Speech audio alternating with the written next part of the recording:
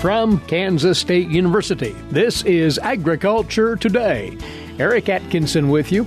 And ahead today from Iowa State University, Lee Schulz provides this week's insight on the cattle markets. Among other things, Lee will talk about the competitiveness of beef in this year's holiday meat demand arena. Also today, drawing from the latest Cattle Chat podcast out of the K-State Beef Cattle Institute, a look at holding back and feeding a weaned calf or a few calves for family or local beef needs. The panel there offering thoughts on making that work. And on this week's 4-H segment further ahead, Jeff Wickman visits with Kansas 4-H alumnus Jaryth Barten about the 4-H Community Conversations Project. All this and more coming up on Agriculture Today. A social distancing tip. While the CDC urges you to avoid close contact, like hugging or shaking hands, there are other non-physical ways to say hello. Wave, wink, use sign language, salute, smile, give the peace sign, throw up an air high five, do jazz hands. Remember, stay a minimum of 6 feet or 2 arms length away from others, and stay home if you can. For more info, visit coronavirus.gov. Let's all do our part, because we're all #alone together. Brought to you by the Ad Council. You're tuned in to the Monday edition of Agriculture Today. Glad to have you listening. And right to the cattle markets, what's happening there as we typically do to open the week. Along with us now is Lee Schulz, livestock economist out of Iowa State University. He contributes to this segment regularly. Lee, we're going to pick and choose a few things here going on in the markets, although it's generally quiet comparatively. No USDA reports or the like to contemplate here. When we look, though, at cash and futures trades, we do see a disparity in the trends right now, and you might address that first of all. I think there's a thought out there that once the market turns, it's often futures first, then cash, and then box beef prices. And I think hindsight's 2020, and that might be what we're in right now. When you see not so much the front contracts, the October and fed cattle and feeder cattle, those contracts are expiring. They were up almost $3 for the week. But when you look at the deferred contracts, live cattle was up about $4. Feeder cattle even more, $7, $8. And this is really coming off some bearish, rather weeks we've seen here as of late. And so we haven't quite seen it in the cash market yet. You've seen cash market really depending where you were, steady with a week ago or maybe even a little bit softer. Box beef has been struggling a little bit. But if this is a notion of where markets are going, I think this last week really does provide some optimism. What would you point to directly as the main catalyst for that optimism? Well, one of them, I think what's been driving the market recently is corn. And so when you see corn down, the D's contracts down about 20 cents, March was down almost 20 cents. That certainly is helping the purge in the feeder cattle market that we did see. And so, I think as we've seen an early harvest and kind of coming to an end here and demand maybe at least slowing a little bit in the crops complex, I think that's at least steadied those prices. That's certainly spilling over into feeder cattle and seeing some help there. But also I think what's been a catalyst is demand. I think as we're starting into the ramp up of the holiday season, you're seeing beef really competitive in the retail meat case, especially with pork. And I think there is some optimism out there that could really pressure those other meats. And maybe that's what's spilling into the futures market as well. That's worth a bit of extra attention here, Lee, this crossover impact of competing meats. As pork would rise in price at this time of the year, that puts beef in a favorable position, it would seem. Is it a bit too early to read that as it regards the holiday demand situation, or can we get some signals right now? Well, I think it's really twofold. So understanding that we have seen a rise in COVID cases, and I think there's some concern that we do maybe see more restrictions, right, under movement restrictions, closures of food service, and is there potentially an impact there. There's quite a bit of uncertainty. I think we did see that beef demand was rather strong when we had those restrictions earlier in the year. And then I think when you look at pork, we're seeing tremendous export movement of the product, very tight supplies in cold storage, and rather strong prices. And so as we know that demand's going to be strong for both poultry and pork as we get into the holiday season, when you look at those relative prices, it's been some time since we've seen beef this competitive with those other meats. And so I think there's potential there for beef to maybe get a little bit more market share. And that would certainly be supportive of the markets this fall. We'll see if that materializes. And you refer, of course, to the pandemic. It's hard to not refer to it in some form or fashion, no matter what one's talking about these days. With the number of coronavirus cases now on the rise, do we see any worries starting to well up about beef processing issues, much as we experienced this past spring, to any extent, Lee? Well, I think it's certainly a reminder of the importance of the labor force that we have to meat packing, really overall. And I think as the cases start to increase, that's certainly a reminder. I've heard maybe some cases of absenteeism occurring, but when we look at slaughter rates this last week, we were slightly below a year ago and below the prior week. So I wouldn't say there's any indication there yet that we've seen impacts on slaughter rates. One thing I'll highlight is winter storms can certainly have an impact too. And we're laying that on top of possible impacts from COVID. So I think, we've seen an earlier winter or maybe some storms at least here in the fall that maybe are going to impact movement of cattle, and that potentially could impact slaughter rates. Now, I think the hope is we don't see anything like we've seen this spring and what happened to impact rates there. But I think this is important to understand that, that is a risk out there, and to maintain, current in those cattle marketings as much as we can for just another added reason of that potential impact on slaughter capacity. Well, for quite a while now, Lee, the beef sector has been hanging its hat on international beef trade, our exports. Those remain a bright spot by and large, do they not? They do, and we've really seen, I think, that pace pick up a little bit. Accumulated exports this year, for when I look at the weekly data through October 22nd, is up 2% overall. That's some modest gains year over year in Japan and South Korea.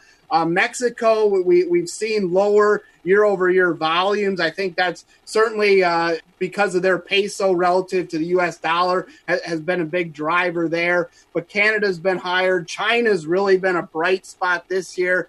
But then I think when we look at those outstanding sales, so it's the product that's on the books, hasn't been shipped or delivered yet, that's up 22% compared to year-ago levels. And so I think that's some of the optimism that's maybe spilling over into the futures market, suggesting that we could see some rather large exports here to really end the year. Now, also, note we have product in cold storage, so I think that should help those exports really come to fruition. That ought to remain a stronghold of these markets for a time, you think? Well, certainly as the data suggests right now, those outstanding sales, we have seen those canceled at times, but that's really not all that typical. So I would say, yes, the exports do remain a bright spot. The world we live in right now, I think demand is uncertain. And that's really a lot of the time demand's uncertain, but we live in a much more uncertain world now, right? And so I think there is some risks out there to demand. But as we sit here today, I think the situation's certainly better than maybe we anticipated several months ago. And that's, I think we need to really speak to that of really the recovery, both in markets as well, and that also includes the cattle market. Well, let's finish on this, if we might, and back to something we opened up with, the futures markets doing relatively well. Are there pricing opportunities that producers should think about capitalizing on, given the state of futures currently?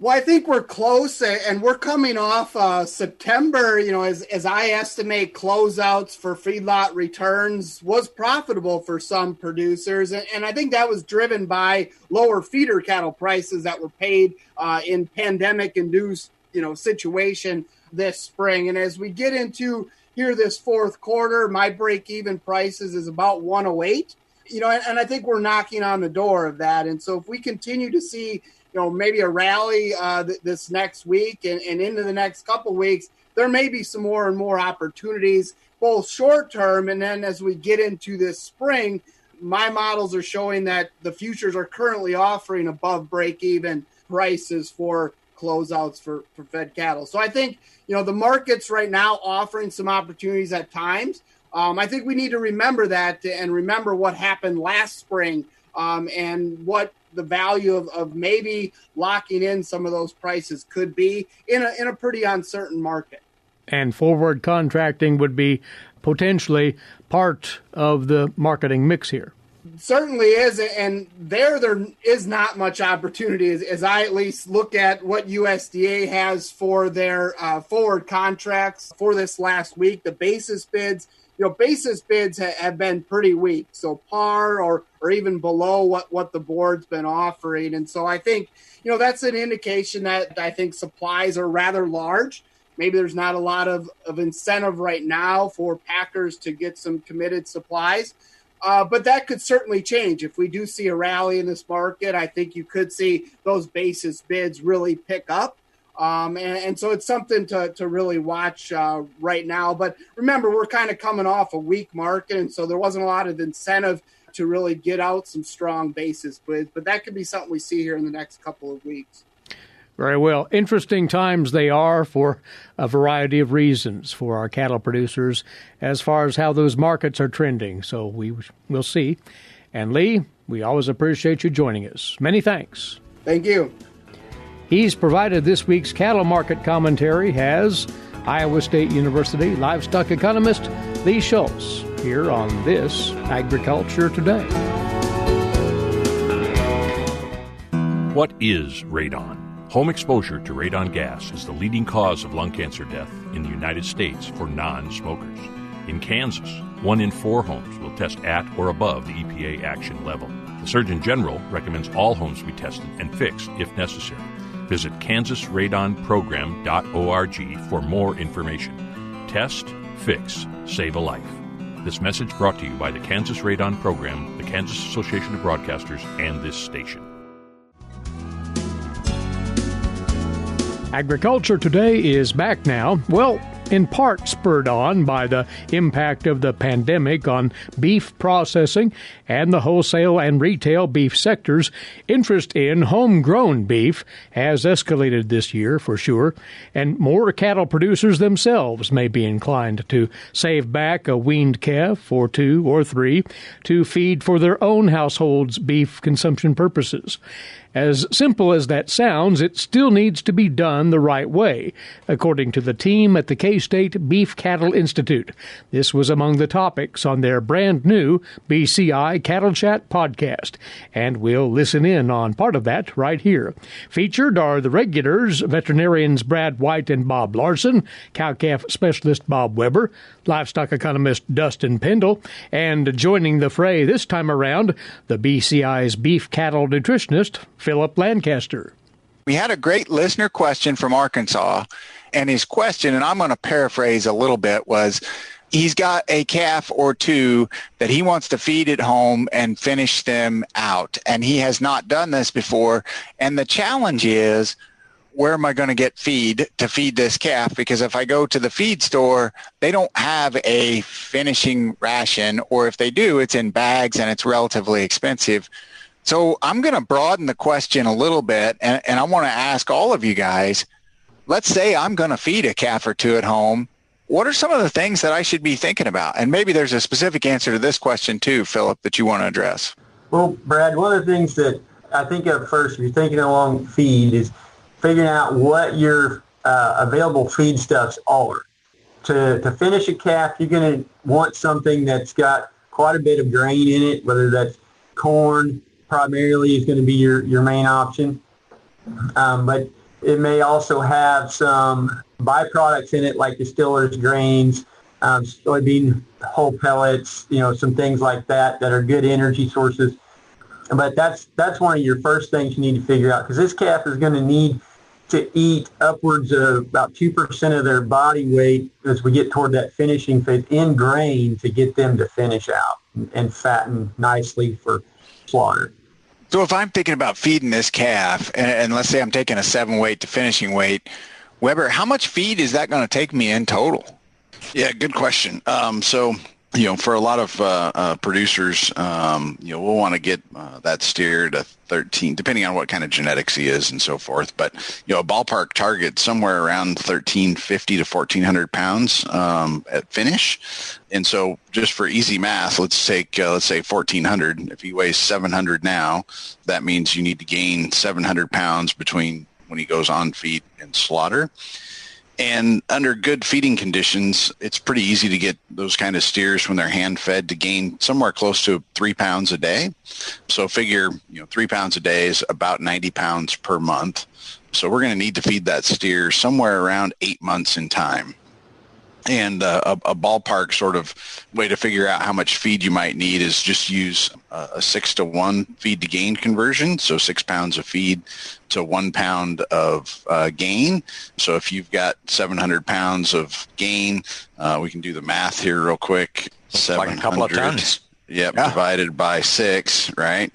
About 4,200 pounds. Or 700 times 6, yeah. Not divided, right? Yeah, it's 4,200 pounds. So that's, just 2.1 tons, right? So, a couple of tons of feed's what it's going to take to get there, plus the hay, right? So that's the concentrate part of the diet. A lot of times, it's a 6-to-1 conversions. We can do better than that typically in the feed yard by quite a bit. If you do free choice hay and don't manage a 2 times a day feeding, you're probably going to be closer to a 7-to-1 conversion. I don't know, Phillip, if you agree. It's pretty easy to make them eat lots of hay and not much concentrate, and so you got to be careful and manage that a little bit. But free choice hay is if you don't have experience feeding, take the 7-to-1 conversion and make sure you don't get them in an acidotic state and have some health problems because of that, because a dead steer is pretty expensive. Yeah, Larson, tell us a little bit about acidosis and what our concerns are there. Yeah, so acidosis is when a calf that's really not used to a high-grain diet, or even if he is kind of used to a high-grain diet, if he really overeats on concentrates such as corn, milo, the grain part of the diet.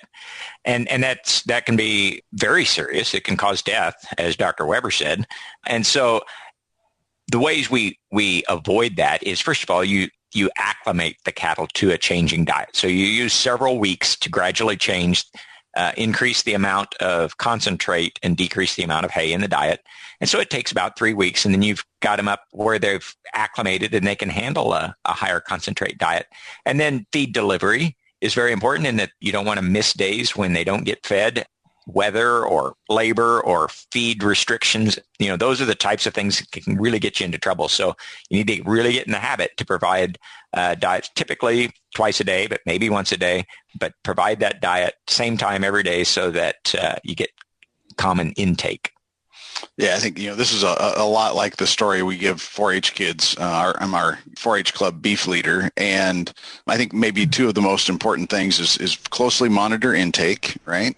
And so, when we start those calves off on feed, maybe start with about 0.5% of body weight fed twice a day, work them up to a target of somewhere around 2% of their body weight each day on concentrate.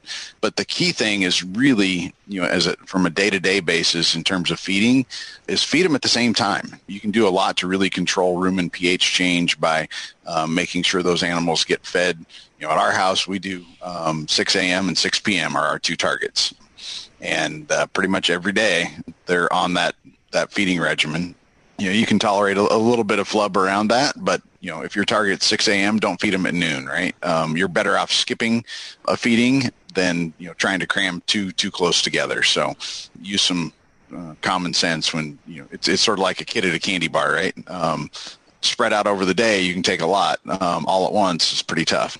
And Dustin, you talked about you'd done this some when you were a kid. You fed a few calves at home. What are some of the things you think about feeding a couple calves at home? Well, I guess when you describe the situation, my first question is I ask myself is why? why do this? I mean, in other words, what's the objective? Is the objective to try to produce the cheapest beef? If that's the case, I'm not sure this was probably the most efficient, cheapest way to do so. And so those are some of the things that I think about is, what's the objective? Why are we doing this? And then are there ways to maybe make it a little cheaper, whether it's buying bulk feed or whatnot? Well, when Dustin was talking about, why are you doing this, what the experience is, this is actually pretty typical to a lot of families that have a 4-H or FFA member that's raising a steer, in that a lot of times it's, you're doing it at relatively small scale, maybe higher labor, and that you're doing it a lot for the experience and for the non-monetary aspects. But at the same time, you want to keep your costs somewhat under control, and you certainly want to keep the animal healthy. And so you need a good plan, and that still takes some people to help you. So, as simple as it seems to just feed a calf some corn, from a health standpoint, there's ways you can get into trouble. From a nutrition standpoint, there's ways to get into trouble. So, working with that local feed supplier, your extension agent has some good materials for, and some of it that's aimed at 4-Hers might be perfect for this type of a situation. And work with your veterinarian and just that local group that can help you kind of accomplish this do-it-yourself activity. Well, Bob, go ahead, Phillip. Feeding corn, you can't just feed corn. The calf needs protein too. Corn has got a protein content that's too low for a growing calf, and so it needs to be a mix of a high energy source like corn and a high protein source like soybean meal or cottonseed meal or distiller's grain, something like that. And so, you need to work with somebody that can help you figure out the right mix, whether that's local co-op that can formulate rations for you, or county extension, or somebody that's got experience at formulating a ration for a growing steer. Yeah, it's important, to put the pencil to it. I just did a little math, and if you feed $12.50 a bag commercial, sweet feed, for example, it's going to cost about $1,050 in feed cost, just the concentrate part, to feed that steer from 700 to 1,400 pounds. You put in the purchase price of that steer plus the slaughter costs and figure out how much product you're going to bring home. It's over $5 a pound cost per pound of product that you get to the house. So this isn't the cheap way to build beef, right? So controlling that ration cost is a really key part of, if you're going to home feed a steer, make sure that the price it's never going to be comparable to, how cheap you can buy it or reasonably you can buy it at the grocery store, but you can get a lot closer by really minding that feed cost component. But I think do the math, right? So do the math, and if you're comfortable with that process, it may be one of those things you say, I can find a bulk storage solution that makes sense because it will decrease my feed costs enough. And Phillip's last point was a great one, right? But Bob said it's a pretty straightforward process, and Phillip said, yes, it is, but you got to do things correctly. So have the right ration, have the right housing situation. Don't forget about water. We got to remember that. And this is something, if you want to take on a project, I think this could be a great project, but you just have to decide, is it what we want to do, and are we committed to following it all the way through? From the Beef Cattle Institute at K-State, Brad White, Bob Larson, Bob Weaber, Dustin Pendell, and Phillip Lancaster. Take in the full BCI Cattle Chat podcast, if you would, at ksubci.org. ksubci.org. We'll be back in a few moments. This is Agriculture Today. Did you know every Kansas farmer feeds 128-plus people?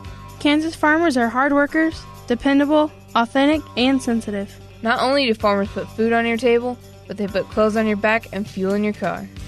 For more information about Kansas farmers, visit K-State Research and Extension online or stop by your local extension office. This message has been brought to you by the K-State Animal Sciences Leadership Academy participants. Broadcasting from the campus of Kansas State University, this is Agriculture Today. And glad to have you back. Eric Atkinson here. Now on to today's top stories in agricultural news for you, courtesy in part of DTN. Well, the USDA has paid out more than half of the funds it has designated for the second round of the Coronavirus Food Assistance Program, or CFAP-2. The USDA's Stephanie Ho reports. response to the second round of USDA's coronavirus food assistance program has been strong. As of October 22nd, we've approved over 443,000 applications, and we've approved for payment a little over $7.6 billion for the CFAP2 program in payments. That was Farm Service Agency Administrator Richard Fordyce. CFAP1 and CFAP2 are two unique programs. In some cases, CFAP2 is similar to CFAP1, but in others, it's a little different. Therefore, ag producers who received funds under CFAP1 will have to submit another application for CFAP2. There's a number of resources that folks can utilize at the farmers.gov/CFAP website. There's FAQs there. There's also an application, that producers may want to look at to kind of familiarize themselves with the application and maybe what information is needed. The deadline to apply is December 11th. This is Stephanie Ho for the U.S. Department of Agriculture in Washington, D.C. Brazil is importing staple commodities like soybeans as that country is facing rising domestic prices. That's according to comments from its president, Jair Bolsonaro. He said they're importing soy now because the price is going up. He did not mention any specific amounts. USDA's export sales report for the week ending October the 22nd showed no U.S. soybean sales to Brazil, but it did list 5,900 metric tons of wheat, taking total U.S. export commitments to Brazil to 529,000 metric tons, all of that shipped. The USDA also shows outstanding wheat sales of 100,000 metric tons for 21-22 to Brazil. U.S. export commitments of rice to Brazil are at 115,000 metric tons.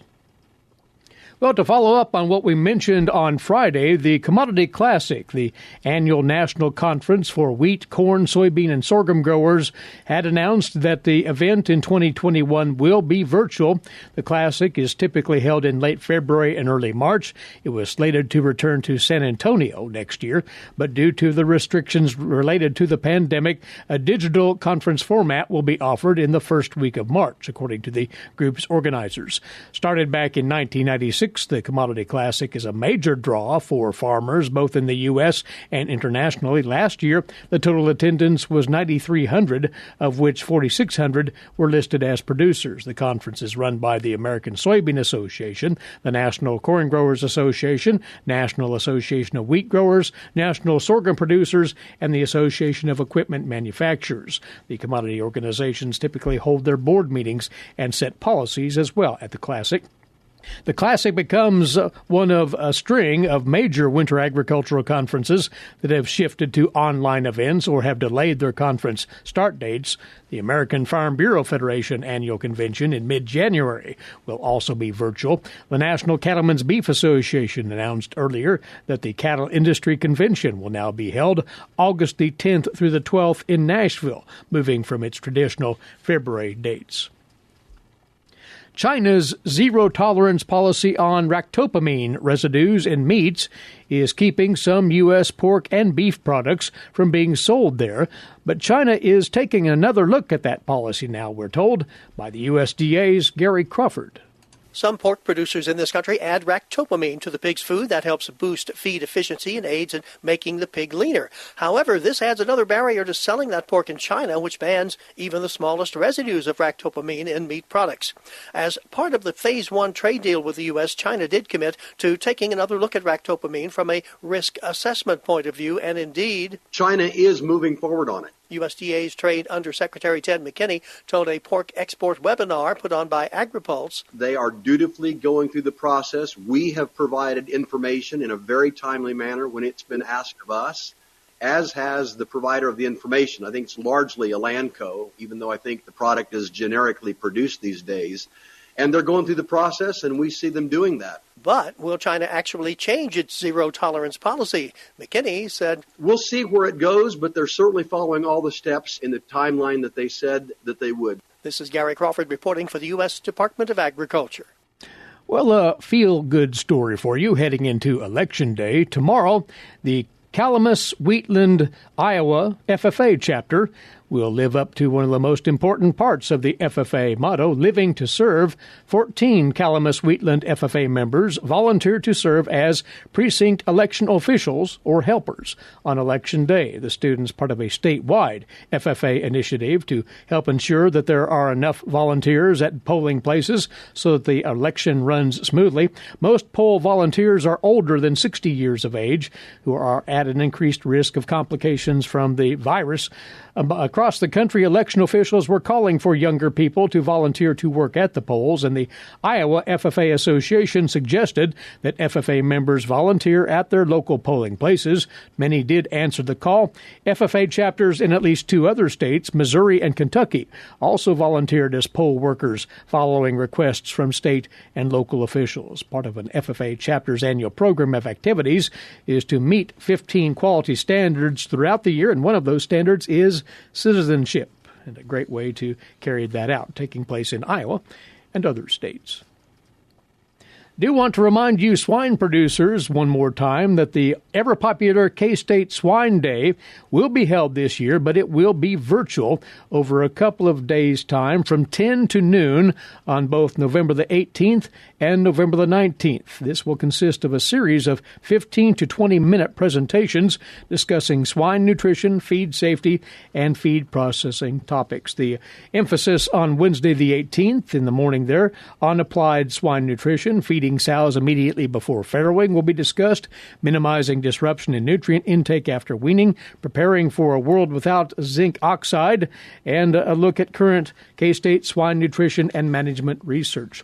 Then on Thursday the 19th, the focus will be on feed safety and feed processing, a look at feed meal biosecurity, the latest findings on the K-State Vietnam project and the future of feed safety research, and then a feed processing main section to round out that session.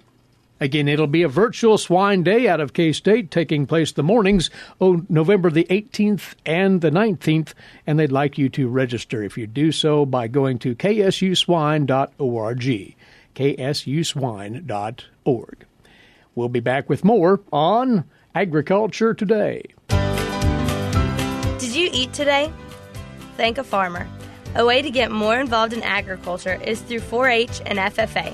Through 4-H and FFA, we have been given multiple opportunities to grow as leaders and learn more about agriculture. You can learn skills related to jobs, public speaking skills, and you get the opportunity to travel around the country and meet new people. If you want more information about getting more involved in 4-H and FFA, visit them on their websites at kansasffa.org and kansas4h.org.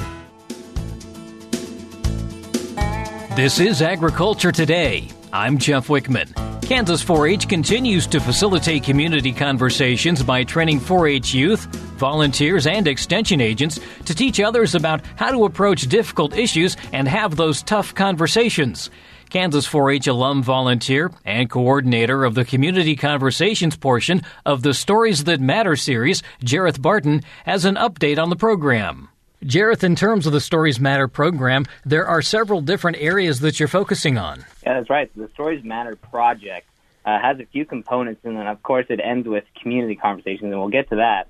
But what we're really focusing on is from, a storytelling and art-based approach to leadership for these youth and also some adult volunteers that we have involved, really reaching out to some diverse communities that, we maybe haven't in the past with 4-H and talking about how we can make their stories matter.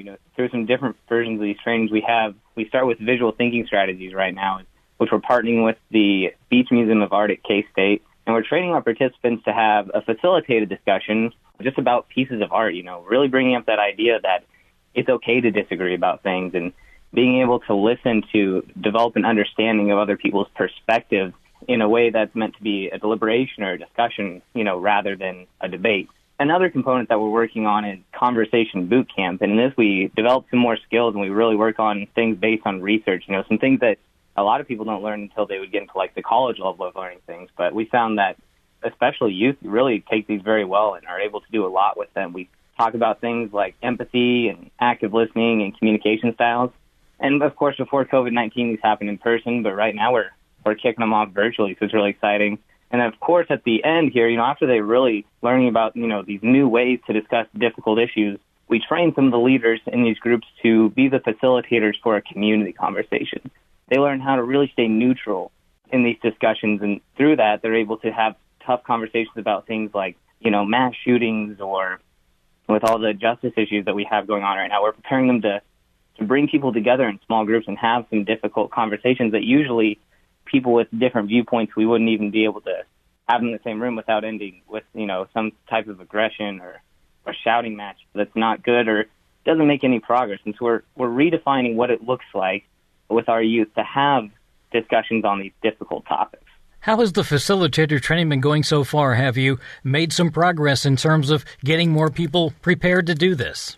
Yeah, so a little over a year ago, I think, is when we started training facilitators. We did, a lot of in-person events back then, and we've continued throughout this year, and we have quite a few trained now throughout Kansas, and we're working on building up that list so that different groups can come and ask us what facilitators are available in my area, and we'd like to have a discussion over a certain topic, and then finding them an issue guide to provide some information on that. But, of course, since the pandemic started, we've focused on training people on our online forum, which is really exciting and provides some new tools that we're really excited that we were able to capture and use here. And so we're getting some various groups of youth involved right now to hopefully have some more virtual community conversations happening here in December, and then likely we'll have a pretty large event that will be coming up in February.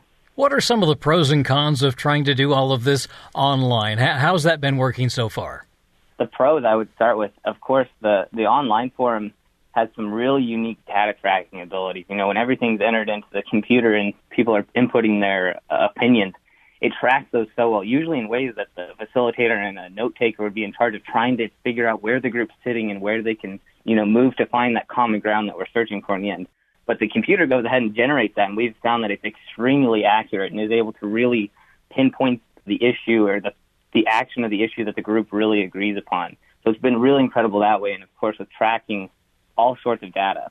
And of course the con, we're finding that it's just so different to connect people in an interpersonal way, to make those real connections. But we found it to be not impossible at all. It's very possible to do this. It just takes some time to be intentional, and it seems more that we're just not used to it rather than it's more difficult in that area. In terms of opportunities and in terms of people who seem to be drawn to this, what kind of people are participating in the program right now? Our grant that we're operating from, we've written it so that we're specifically targeting, some diverse groups, maybe some that have been underrepresented or underserved historically. And so we've been reaching out to Native American groups here in Kansas, as well as we have a Hispanic 4-H group that's based in Riley County that we've connected with before. Also groups, up in Wyandotte County, groups like YMCAs or Boys and Girls Clubs that we've been working with. And then also, of course, the groups of 4-Hers that we've worked with in the past as well, engaging them to help us reach these unserved groups. We talk about community conversations, but you're really kind of trying to keep this more to a limited number when you're doing these different events? Yeah. The total number for the event is really as much as we have facilitators for, which usually we have plenty. But when we have the conversation, they happen in these smaller groups, usually between 6 and 10 participants.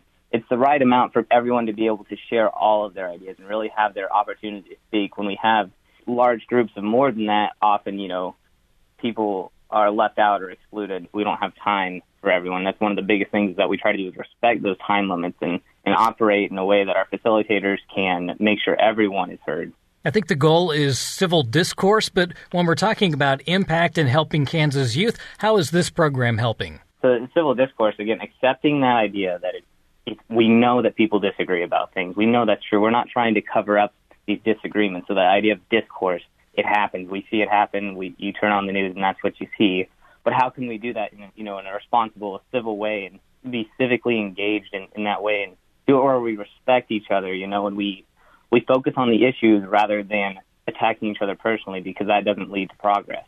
As you continue to do more facilitator trainings, you will also then expand the program over a wider area of the state. Is that kind of the ultimate goal? Yeah, the idea is we're just continuously equipping and making this a very sustainable project where these youth and adult volunteers can become those very empowered change agents in their communities, that they have the ability to go out and host a community conversation or to teach some of these ideas that we teach in a conversation boot camp, or to have those VTS or visual thinking strategies conversations with small groups, whether it's leading their class in a new type of activity and showing other youth that, or they're going out and having a larger event within their community. Coming up, we're going to be focusing on those events that we're hoping to happen in December. We're going to be reaching out to different groups, figuring out which of their leaders are ready to step up their game, or maybe re-engage some of those that were trained last year for in-person events, to figure out who's excited to do this and to reach out in their communities and find some participants to bring in and engage in these difficult conversations. That's Jaryth Barten, a Kansas 4-H alum, volunteer, and coordinator of the Community Conversations portion of the Stories That Matter series. To learn more, visit kansas4h.org. And that'll do it for the Monday edition of Agriculture Today. For Eric Atkinson, I'm Jeff Wickman. This is the K-State Radio Network.